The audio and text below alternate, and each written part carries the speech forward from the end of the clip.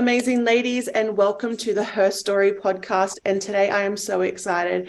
I am joined by the amazing Antoinette Stonham, who runs All About Style Sydney. And I'm going to let her introduce you in a moment, but I absolutely love this lady. She dressed me up for the Alibi Awards. She made me look amazing. And I forgot to add, she's also an award winner herself because she took out the Alibi Awards 2022 Enduring Brilliance winner. So thank you so much for joining me today, Antoinette. Oh, thank you so much for having me, Kylie. I'm excited. I love to speak, so speaking's my thing. So I'm Antoinette. I'm from All About Style. I'm a passionate personal stylist. And I just love to help. I love to help people in any way, whatever way they want me to help them with dressing up and feeling confident. So what got you started into this? Like, what made you want to go out there and say, you know what, I want to make people feel confident. I want them to love the skin they're in and dress appropriately for it, or dress what makes them feel good? It's actually a lot of things led to it. Turning 50 was huge for me, and I wanted to do something I was passionate about. And I loved clothes, I love fashion, and I know that when I get dressed up, I feel empowered. I feel like I can take the day on. And don't get me wrong, I still do have a pajama day here and there, but 99% of the time I get up, get dressed, and I love it, at least a lippy or something. So for me, I saw a lot of women, and I was in business prior to doing All About Style, and I saw a lot of women going to business networking groups, and it was a sea of black. And everyone would come up and say to me, and I'd obviously go lit up like a Christmas tree. So everyone would come up and say, oh, I love colour, Antoinette. I just can't put it together. I'd love to do this. Can you come and help me? I've got to speak. So I knew that personal styling was out there because my background is pattern making and design, and working in the eastern suburbs and working in Melbourne a bit, the personal styling was huge there. But in southwest of Sydney, people hadn't heard of it. And if they did, they only thought it was for the rich and famous. So I wanted to make it affordable. I wanted to bring it to Western Sydney, and I wanted to share my passion. I wanted to add colour to people's lives, and I wanted them to feel empowered. So I started All About Style. It's awesome. So is there like one thing that you truly love about your business? Like, what gets you up in the morning? When I visit a client or when I go shopping with them, seeing a smile on their face and their face light up when they put a garment on and think, wow, I didn't think I could pull this off, and I can. Or, wow, I didn't know I could do this with my wardrobe, my clothes. I've got a new wardrobe by you showing me how to mix and match. So it's really me seeing the smile on my client's face and seeing that confidence and seeing their face light up. That just does it. Oh, that sounds beautiful. You should do like before and after shots, Antoinette. Like, this is before, boom, after, the smile. It'd be amazing. So what has been your biggest challenge in business so far? Social media always has been my challenge from day dot, because when I started 11 years ago now, I didn't even have a personal Facebook page. So my journey has been a lot of the struggles, or learning actually. I turn my struggles into learning. I ask a lot of questions. I do a lot of little courses, and I need someone one-to-one to help me. I can't do the social media learning in a big group. I need someone. I'd rather pay for someone and sit with an hour and then they show me, then I'm right. So it always has been social media, and it always changes, and I'm always learning. So it never stops. Learning never stops. Okay. And what's been your biggest achievement? Wow. I think launching All About Style and it taking off when people were very skeptical. They were saying I was crazy, who was going to pay me to go into their wardrobe, who was going to pay me to go out shopping with them. And that it wasn't for our demographics and things like that. So that was an achievement in its own, me starting it and being determined, and 11 years later, here I am. And being recognised, my second biggest achievement is being recognised by a major shopping centre and being their stylist. So but I still do All About Style, but All About Style, I do workshops for the major shopping centre and things like that. So that's sort of, one is a personal achievement, more me achieving what I want. The other is the recognition side of it. So, yeah. How amazing is that, to be like the face of style for a major shopping centre? Yeah. Go you. That's so incredible. Yeah. That's amazing. Yeah, it's huge. So now that you've ticked that off your list of goals, what is your next, if you want to share, your like biggest ultimate goal, like the big, hairy, scary one that you don't really want to tell everyone, but it's secretly lying there? What is that goal for your business? Eventually, I've had a lot of stylists approach me, like they've done their courses and they've followed me and they want to pick my brain, and I'm happy to share. So I think it's sort of, I look at what's needed and I feel that I'm needed. So I would like to eventually start mentoring or coaching other stylists, someone that's already done their course and haven't been able to launch a business. I have a huge business background. I've been running businesses, not just all about style. I've been running businesses since I was in my 20s. So I have a huge business background. I don't have any degrees or anything. It's just all just experience, just life experience. And I can share that and share it in an everyday language. And I'd like to help them be able to find their clients as well, and how to find a client, how to network. They're things that I feel are needed, because I feel the more stylists are out there that are experienced and understand what it's all about, it would help more people to feel more empowered and more confident and love themselves. And that's basically what I want. So that is a little thing that's sitting there. It's ticking away, but it's not for now, for a little bit. Yeah. I think that's really important too, because once you finish these courses, you have this like amazing idea of this is what I want to do. And then you finish the course and you're so revved up, and then you're like, now what?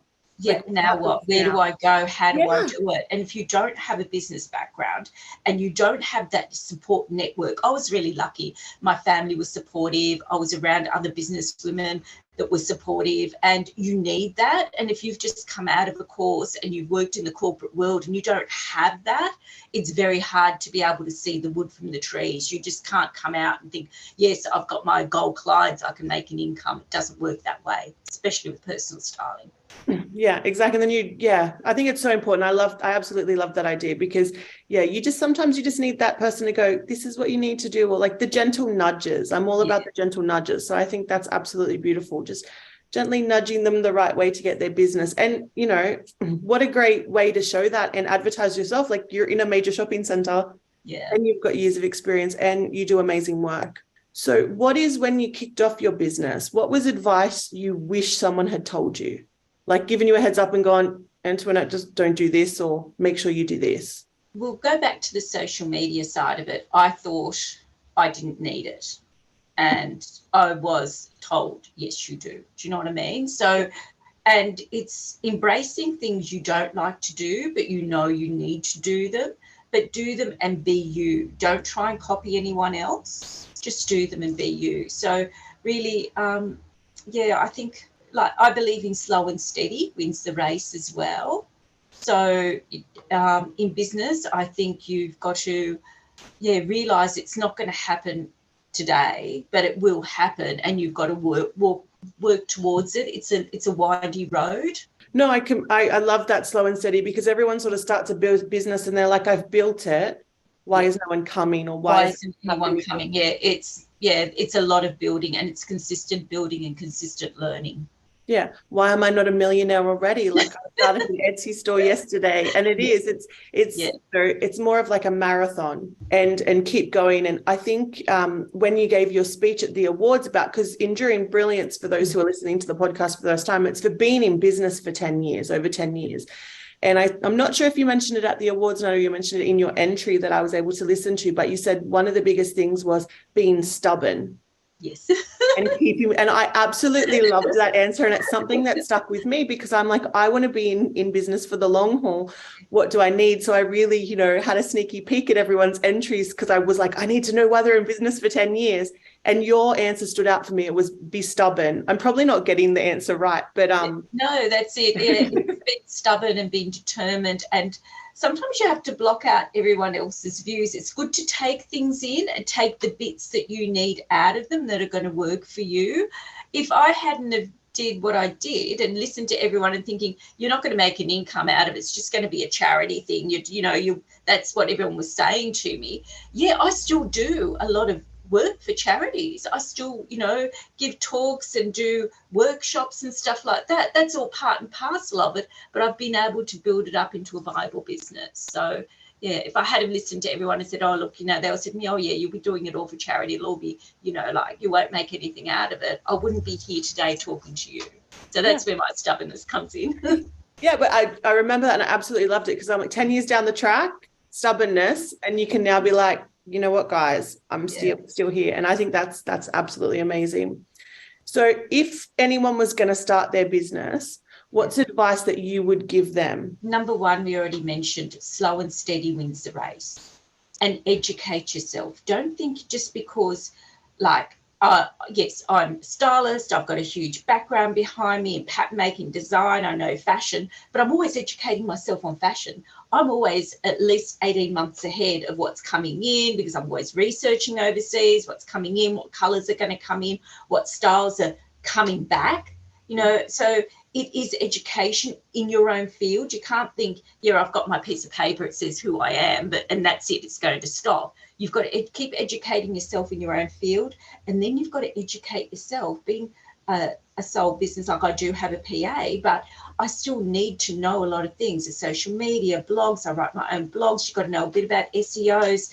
I may not do it all myself, but I still have to have that knowledge. So if I'm engaging someone to do it for me, I know how to instruct them and I know what goals I want from what I'm instructing.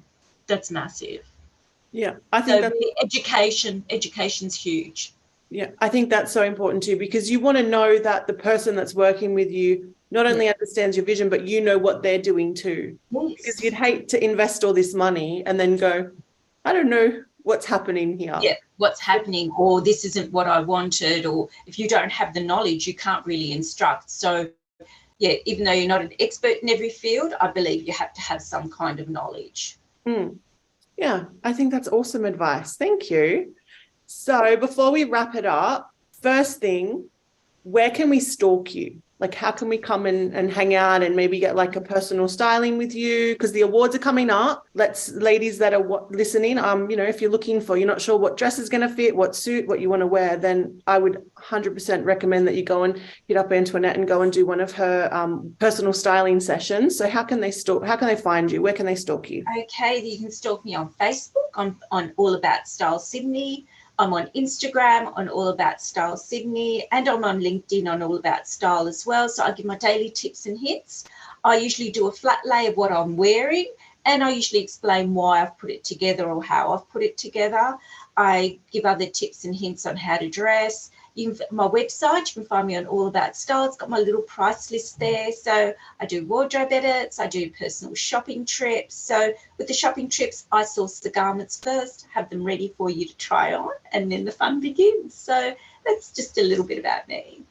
Yes, and I just want to jump in about that wardrobe trip. So as I said, that you dressed me for the first Alibi Awards, and I had no idea and I had no time. I had no time. I was doing all the award stuff, and then I have 3 little girls, and I reached out to you and I was like, I need you to do your thing. And the best part is that I went to a shop, you said, meet me here, and there was like 10 dresses ready. Like, this is what we think, this is what I think will look good for your body. This is what I think we're going for. You even thought about the color of the venue. So you can't have too much purple and you can't have this, and even my eye color, like all of those bits. And I walked out of there, I think it was an hour later or maybe an hour and a half later, and I had the dress. Like, it was done. I had everything. I had the shoes, I had the jewelry, like everything was done. So for me, I left going, she's just saved me so much time. She saved me crying in a dressing room because I would have picked something that looked horrible, didn't fit me, or I just felt, and I've done a lot of crying in a lot of dressing rooms. I'm sure you've heard that from other women out there. I've done a lot of crying in a lot of dressing rooms. Yeah, you do. Yeah, it's only natural. Yeah, it is. Yeah. The crying in fitting rooms. Crying in fitting rooms. Yeah. So I would 100% recommend reaching out to Antoinette and getting one done, because just the stress, like I felt so stress-free and I was ready. And then, do you know what? I rocked up to the awards and everyone complimented me because they didn't recognize me and they didn't know who I was. It was awesome. And we went for comfort. And the shoes, we went for comfort there. Yes. And we did shoot, and that was the best thing too. So you adapted to my personality. So I ended up with beautiful silver sneakers that everyone was jealous of, but everyone loved when I flashed them on stage. So it was all about not only finding what was a right fit for me, but also personality wise, like it took into what would be the best for it. So highly recommend going and getting a personal stylist, and even checking up with Antoinette and going, hey, but you're going to have to book in soon because the Alibi Awards night's in October. Ooh, how exciting. So I'm sure she's like already getting planned. So if you're going to book in, book early to get it done. But is there any final tip before we wrap up this podcast? Is there any final tip you'd like to share, whether it's about business or fashion or styling, to the people that are listening today? My little tip is dress for you, not for anyone else, just for you, your personality and your lifestyle. Oh, I love that. Thank you so much for joining me today, Antoinette. I'm so excited to have you. Thank you so much, Kylie. Bye, Dal.